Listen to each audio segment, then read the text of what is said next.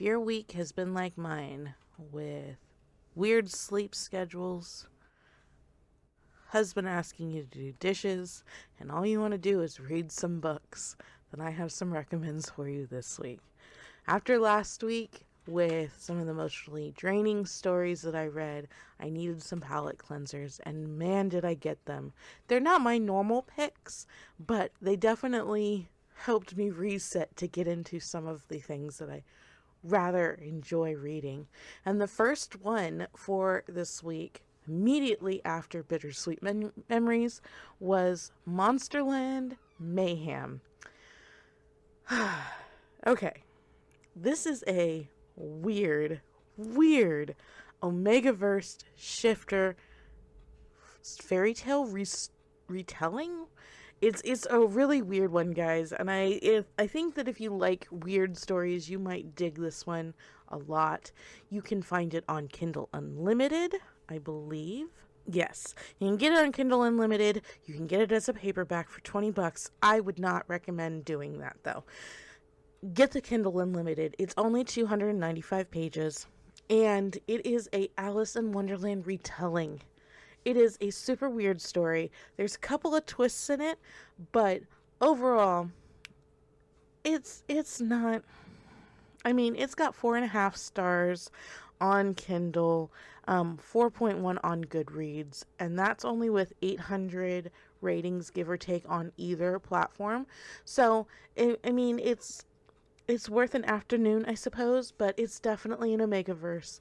There's definitely some weird things going on in this story, and the ending was just kind of meh. It was just meh.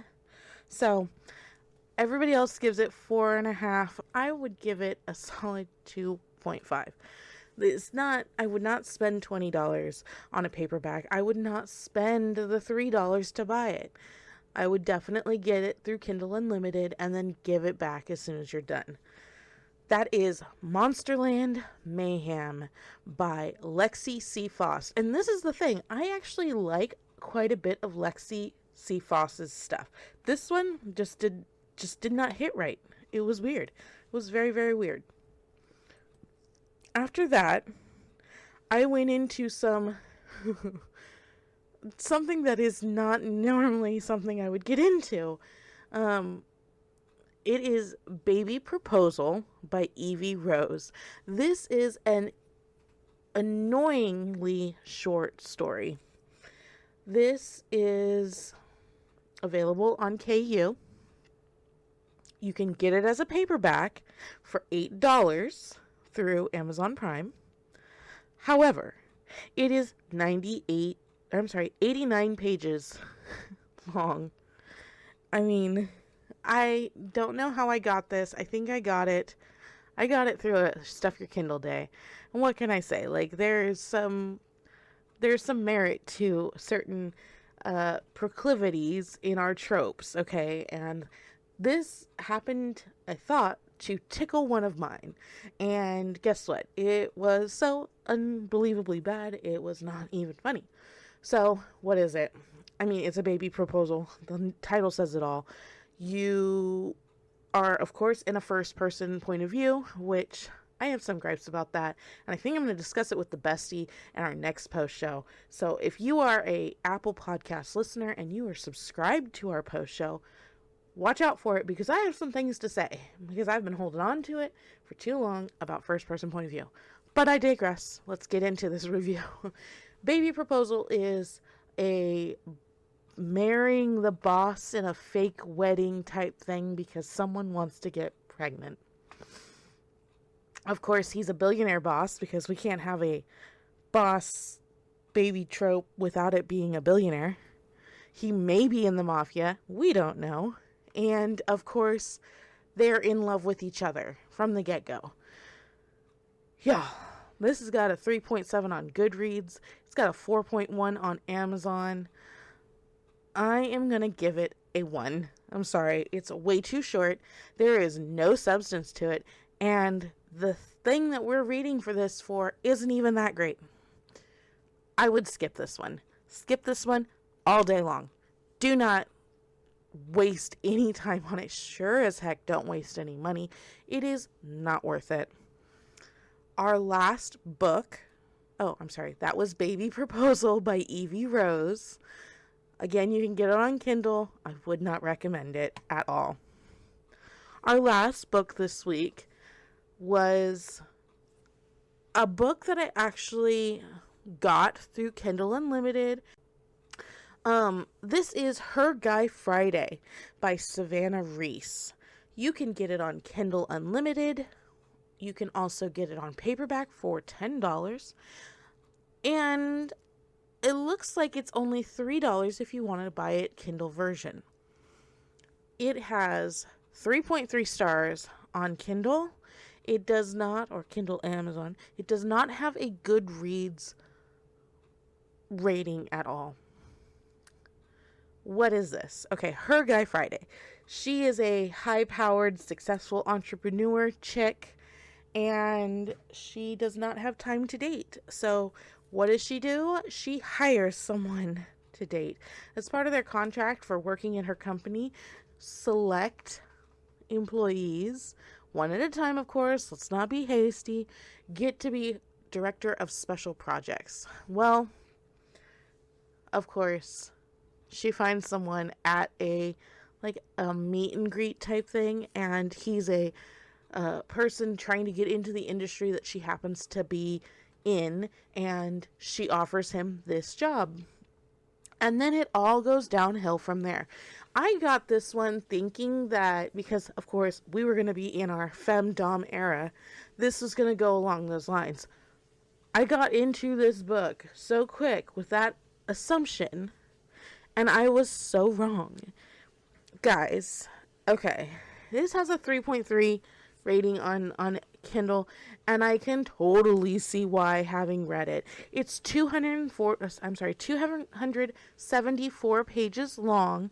It was published last year in August, and it had so much potential that just squandered it.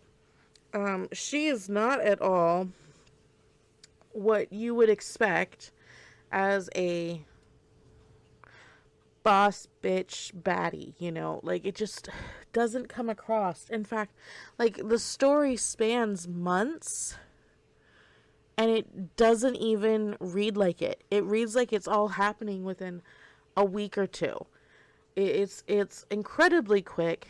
There's absolutely no real substance, and apparently there is a story with a bad guy in it, but it doesn't happen until the last 20 pages of the story. Would I spend the $3 on it? Maybe. There were times that were cute. There were times that it tugged on my heartstrings, but the end of the book and the happily ever after in the epilogue totally ruined everything. There was a definite story they were trying to go for way too late. I guess there were breadcrumbs in the very beginning, but there's so much missing in the middle to connect what breadcrumbs they left in the beginning to where we got at the end, that it takes a huge leap of imagination to even think that we got where we needed to go for the ending to happen in the way that it did. Personally, I give this a solid 3 stars. There's no real saving this story unless you literally rewrite the whole meat and potatoes of it in the middle. So that is Her Girl Friday by Savannah Reese. Again, on Kindle Unlimited and available for purchase by paperback. It might be an independent publishing, so it might be a buy to print kind of thing.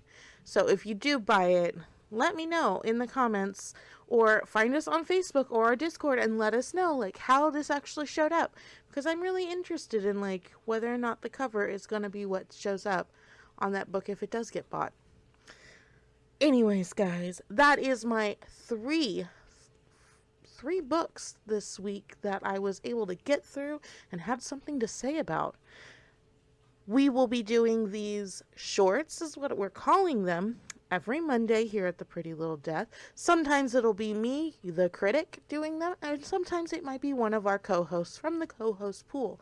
If you are interested in becoming part of our co-host pool, please let us know. You can find us on Instagram or on our Discord. Everywhere we are the Pretty Little Death. Just look for our colorful little logo and you'll know you'll found us. Thank you again, guys, for joining me this week on our recommendations, and we hope to see you next week. Can't get enough of the Pretty Little Death? Join our subscriber-only episodes and get the post show available only on Apple Podcasts.